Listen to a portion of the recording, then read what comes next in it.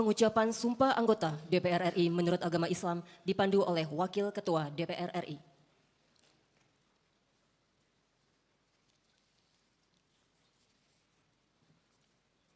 Sebelum memangku jabatan anggota Dewan Perwakilan Rakyat, saudara-saudara wajib bersumpah menurut agama masing-masing. Apakah saudara bersedia disumpah menurut agama masing-masing? Siap, bersedia. Dan saya lihat karena ini semua beragama Islam, maka saudara-saudara akan disumpah, saudara-saudari akan disumpah menurut agama Islam.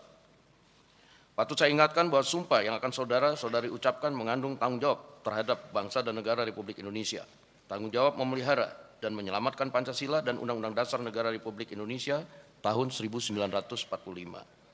Sumpah ini adalah terhadap Tuhan Yang Maha Esa dan manusia yang harus ditepati dengan segala keikhlasan dan kejujuran. Saya harap saudara-saudara sadar dan mengikuti lafal sumpah yang akan saya pandu. Demi Allah, saya bersumpah. Demi Allah, saya bersumpah Bahwa saya bahwa saya akan memenuhi kewajiban saya akan memenuhi kewajiban saya sebagai anggota Dewan Perwakilan Rakyat sebagai anggota Dewan Perwakilan Rakyat dengan sebaik-baiknya dengan sebaik-baiknya dan seadil-adilnya, dan seadil-adilnya, sesuai dengan peraturan perundang-undangan, sesuai dengan peraturan perundang-undangan, dengan berpedoman pada Pancasila dengan berpedoman kepada Pancasila dan Undang-Undang Dasar Negara Republik Indonesia tahun 1945, dan Undang-Undang Dasar Negara Republik Indonesia tahun 1945, bahwa saya bahwa saya dalam menjalankan kewajiban dalam menjalankan kewajiban akan bekerja dengan sungguh-sungguh akan bekerja dengan sungguh-sungguh demi tegaknya kehidupan demokrasi demi tegaknya kehidupan demokrasi serta mengutamakan kepentingan bangsa dan negara serta mengutamakan kepentingan bangsa dan negara daripada kepentingan pribadi seseorang dan golongan, daripada kepentingan pribadi seseorang dan golongan, bahwa saya bahwa saya akan memperjuangkan akan memperjuangkan aspirasi rakyat yang saya wakili aspirasi rakyat yang saya wakili untuk mewujudkan tujuan nasional untuk mewujudkan tujuan nasional demi kepentingan bangsa demi kepentingan bangsa dan negara kesatuan Republik Indonesia. dan negara kesatuan Republik Indonesia.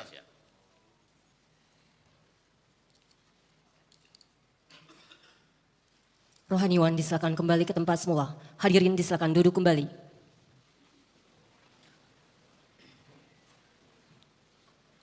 Persiapan pemberian ucapan selamat.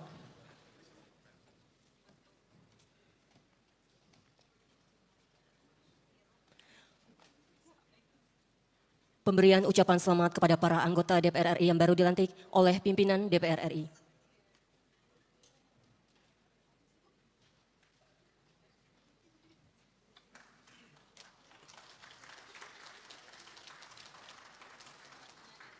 Dilanjutkan foto bersama.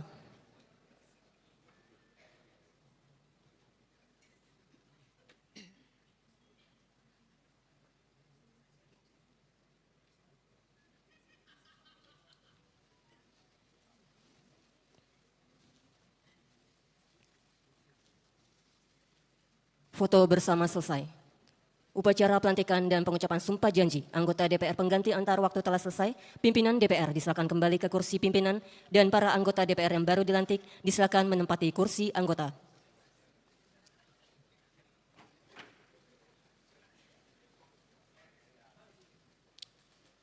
Sebelum dilanjutkan kembali dengan rapat paripurna, disilakan kepada keluarga dan undangan untuk meninggalkan ruang rapat paripurna. Terima kasih.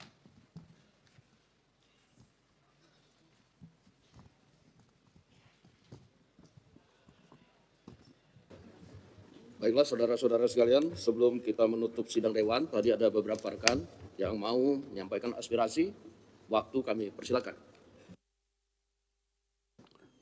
Bismillahirrahmanirrahim. Assalamualaikum warahmatullahi wabarakatuh. Ketua dan anggota Dewan yang kami hormati, serta seluruh hadirin yang berbahagia, saya Aus Hidayat Nur, anggota DPR RI, fraksi PKS, Dapil Kalimantan Timur, nomor anggota A455.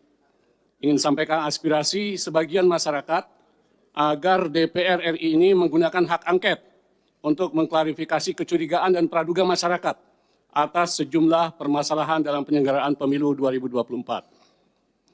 Alasannya, pertama, perlu diingat bahwa pemilu 2024 merupakan momen krusial bagi bangsa Indonesia.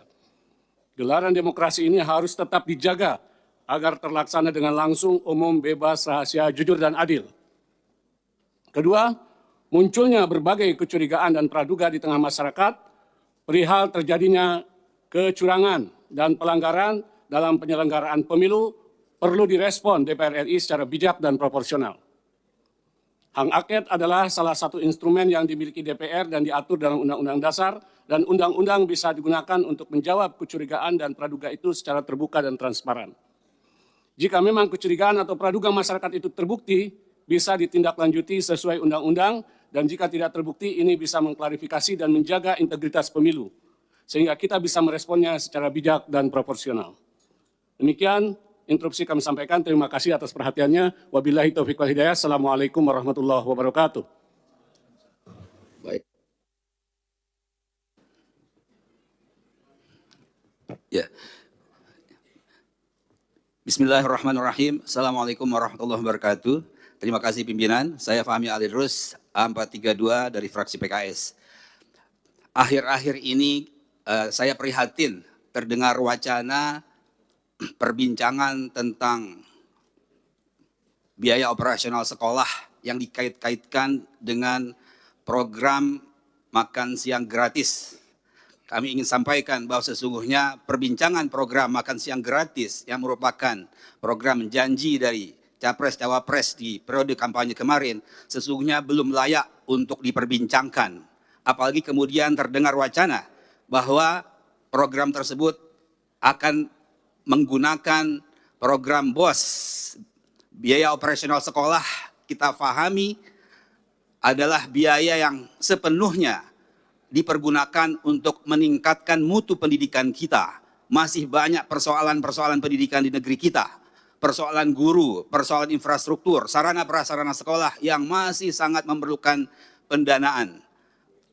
Amanah 20% pendidikan, biaya pendidikan, itu benar-benar harus dijalankan sepenuhnya, dikaitkan langsung untuk meningkatkan mutu pendidikan. Oleh karena itu, kami sampaikan protes ataupun kritik, jangan sampai janji-janji kampanye yang terkait dengan makan siang gratis itu menggerus dan mengganggu atau mengutak-atik program BOS yang terkait dengan upaya kita meningkatkan mutu pendidikan.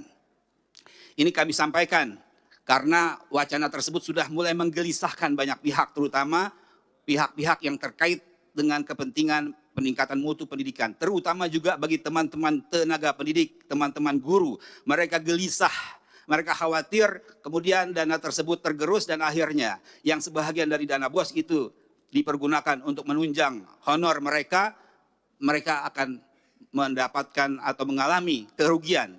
Jadi saya mohon mudah-mudahan ini menjadi perhatian kita, DPR RI, untuk terus mengawasi, jangan sampai anggaran pendidikan yang sangat-sangat diperlukan itu kemudian terganggu dengan wacana-wacana yang sangat tidak relevan dengan peningkatan mutu pendidikan. Demikian yang saya sampaikan, mudah-mudahan didengar oleh semua pihak. Terima kasih. Wassalamualaikum warahmatullahi wabarakatuh. Terima kasih. Selanjutnya, Bu Lulu.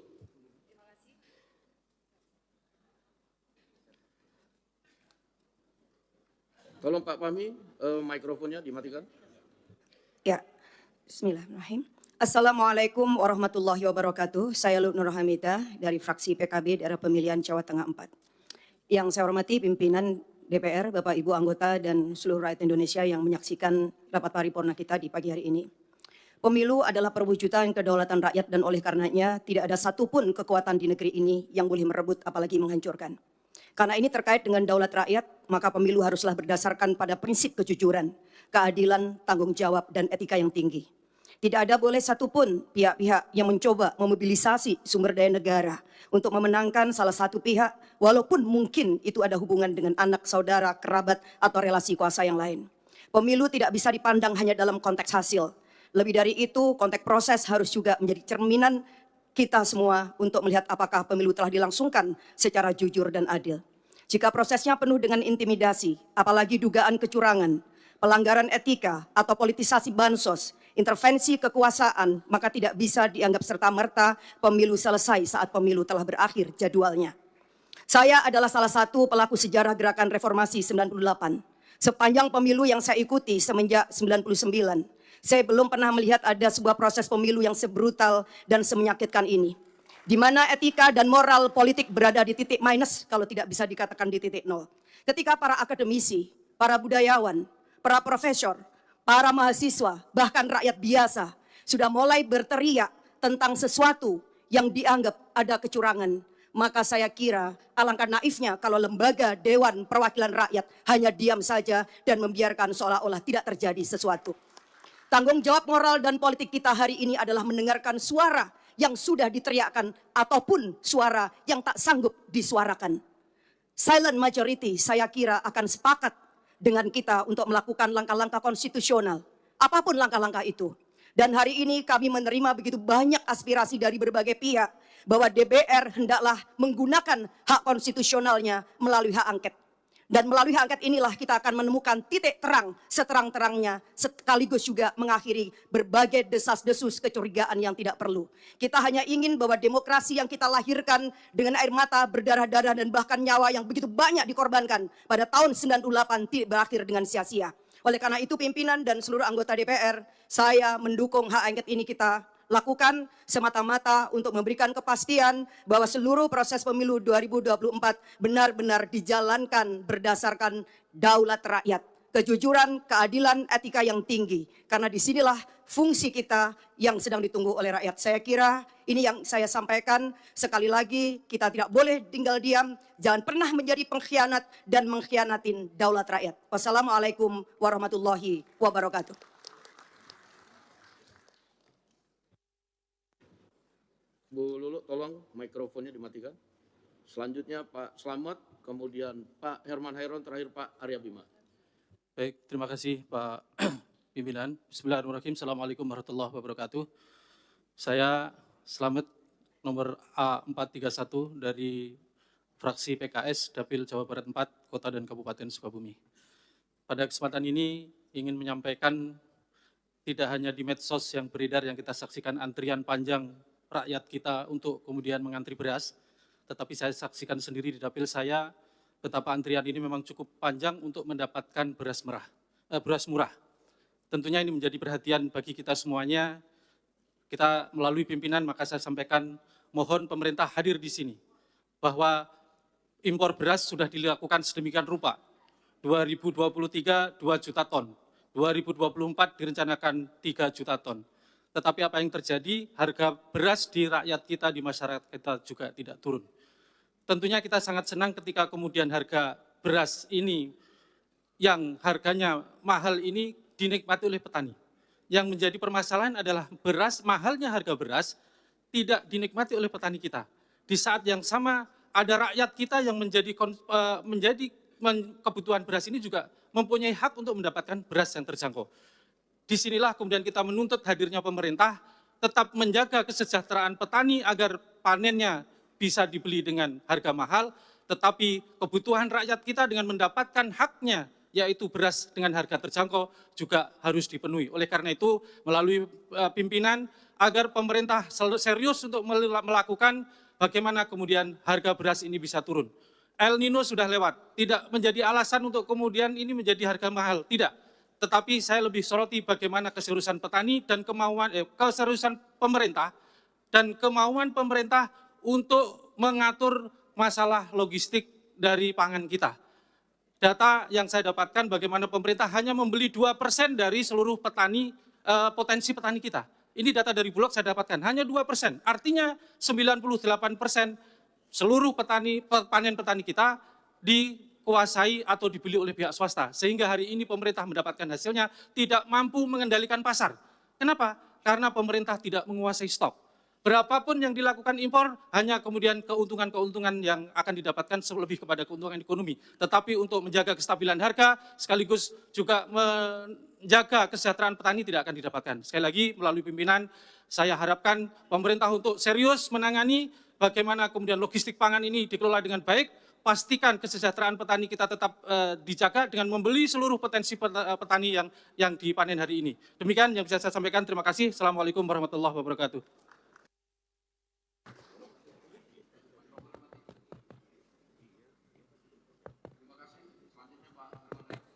Cek. Terima kasih pimpinan yang saya hormati setelah sidang dewan yang saya hormati. Herman Hairon A544, daerah pemilihan Jawa Barat 8. Pertama, tentu saya ingin juga menyuarakan aspirasi masyarakat terkait dengan harga-harga bahan pokok. Memang akhir-akhir ini menjelang Ramadan dan Idul Fitri ada kenaikan yang cukup signifikan. Oleh karenanya saya meminta pemerintah untuk memberikan perhatian khusus terhadap harga-harga pangan. Oleh karenanya mohon nanti pimpinan dapat memberikan atau meneruskan terhadap aspirasi ini kepada pemerintah. Yang kedua, terkait dengan hak angket. Saya kira hak angket kita paham semua bahwa ini adalah hak konstitusional kita. Namun apa sesungguhnya yang akan kita angketkan? Apa yang akan kita dalami? Apa yang akan kita selidiki? Perjelas dulu. Sehingga kemudian tidak serta-merta bahwa menuduh kecurangan, bahkan mendegradasi terhadap hak konstitusional rakyat, hak suara rakyat yang telah dicurahkan di dalam pemilu. Kalau brutalnya brutal di mana gitu. Karena ini yang harus didudukan kembali, supaya tidak ada informasi yang bias kepada masyarakat. Oleh karenanya, saya berpikir bahwa untuk persoalan ini, ajukan saja hak angket apa isinya, dan tentu itu yang nanti akan kita bahas bersama. Tidak perlu membangun wacana-wacana kecurangan dan lain sebagainya. Ini adalah pemilu yang tentu juga menjadi tugas kita bersama untuk mengawal, untuk mengawasi, dan bahkan dalam perhitungan ini ya tentu kita bagaimana untuk bisa menuntaskan setuntas-tuntasnya dengan batas waktu yang telah ditetapkan. Jika ada hal lain saya kira tugas konstitusional bisa digunakan. Namun tentu kita harus juga memperjelas kepada publik. Jangan sampai kemudian publik betul-betul tidak mendapatkan informasi yang sebenar-benarnya. Ini penting karena DPR adalah bagian daripada pengambil keputusan di dalam pelaksanaan pemilu. Yang ketiga, terkait dengan makan siang gratis saya juga aneh, karena saya sendiri ikut di dalam pembahasan di internal. Makan siang gratis ini belum ditetapkan anggarannya dari mana, dan tentu belum ditetapkan cantolannya ke mana. Karena juga perhitungan suara masih berlangsung, presiden belum ditetapkan, dan tentu juga dalam perjalanannya, kalau kemudian ada piloting yang sedang dilaksanakan, ya ini adalah merupakan bagian inisiatif. Misalkan kemarin yang dilaksanakan di Tangerang.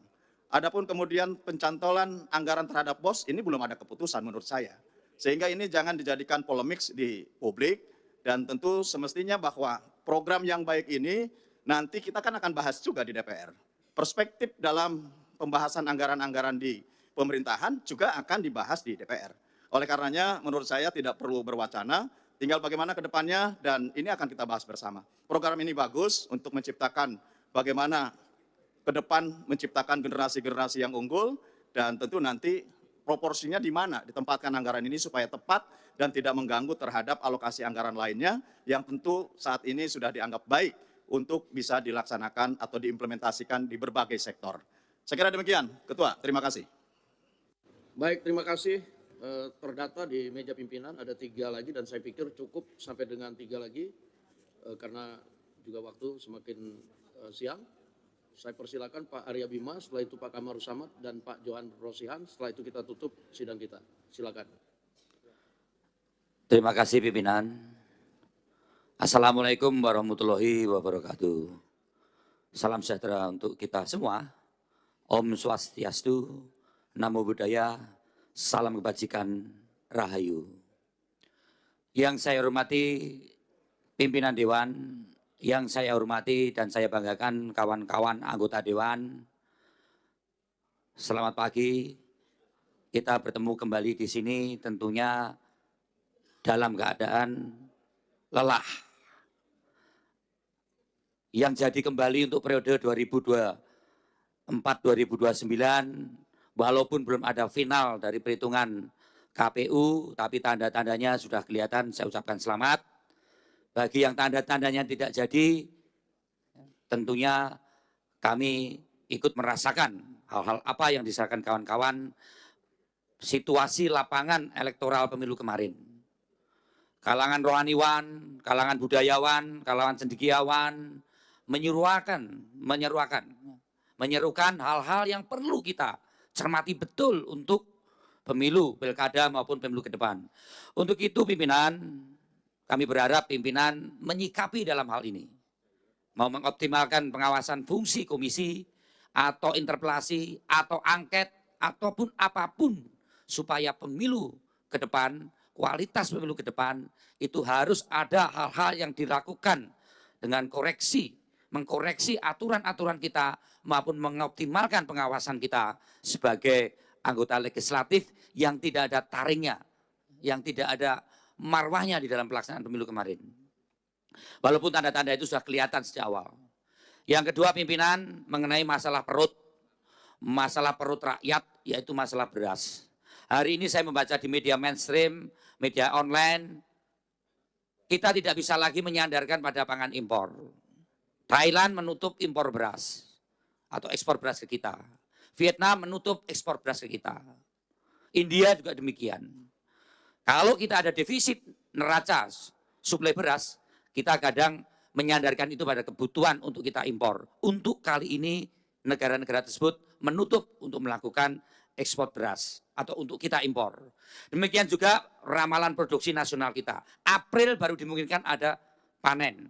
Dari panen kemudian sampai diproduksi sampai beras itu ke pasar itu butuh 1 bulan. Berarti April, Januari, Februari, Maret, April, Mei kita akan ada bulan Ramadan dan juga Idul Fitri. Untuk itu pimpinan saya mengusulkan DPR membuat tim khusus untuk masalah perberasan nasional ini. Walaupun informasi-informasi dari pemerintah ketersediaan itu ada, tapi apakah mencukupi dan ketersediaan itu harganya terjangkau oleh masyarakat khususnya beras medium, pimpinan saya kira perlu bersikap untuk itu. Ya.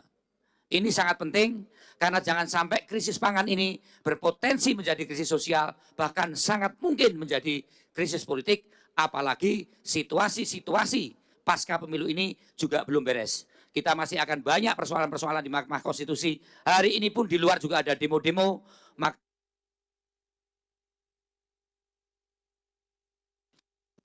Baik Pak Arya Bima, waktunya udah habis. Saya agak menanggapi sedikit kalau kita bikin pansus untuk beras itu terlalu lama. Kita sementara waktunya mau Ramadan dan Lebaran sudah dekat. Jadi mungkin kita akan optimalkan Komisi 4 untuk turun ke lapangan maupun ke pemerintah untuk menindaklanjuti aspirasi dari Pak Arya Bima dan kawan-kawan sekalian. Terima kasih. Selanjutnya Pak Kamarul Samad.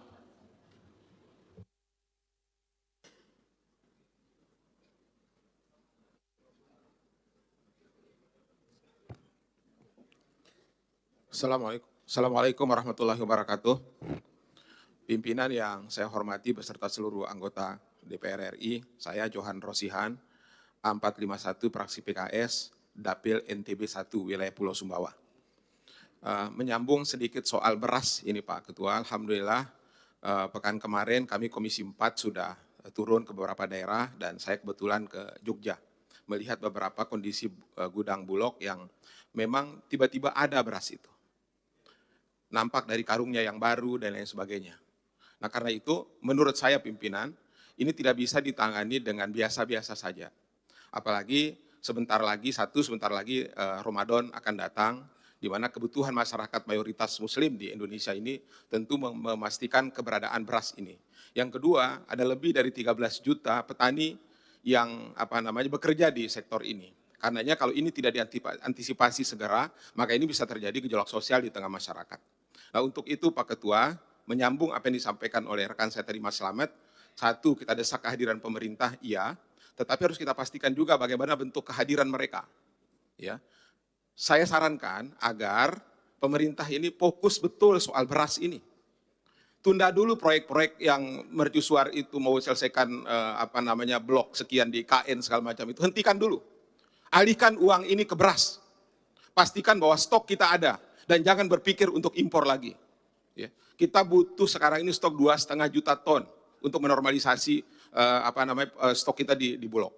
Karena itu Pak Ketua, pimpinan yang saya hormati, saya usulkan kalau pansus terlalu jauh, mohon difasilitasi Pak. Rapat gabungan komisi. Jangan hanya diserahkan kepada Komisi 4, karena Komisi 4 itu betul ada Kementerian Pertanian dan Badan Pangan Nasional di situ, tapi juga ini bisa melibatkan kementerian-kementerian lain, terutama Menteri Keuangan, ya, Menteri Perdagangan, dan sebagainya. Usul saya Pak Ketua, tolong dibentuk rapat gabungan di DPR ini untuk kita mengetahui dan mendesak pemerintah agar betul-betul hadir dalam menyelesaikan persoalan krisis beras yang menjadi kekhawatiran dari masyarakat kita pada hari ini. Terima kasih. Assalamualaikum warahmatullahi wabarakatuh.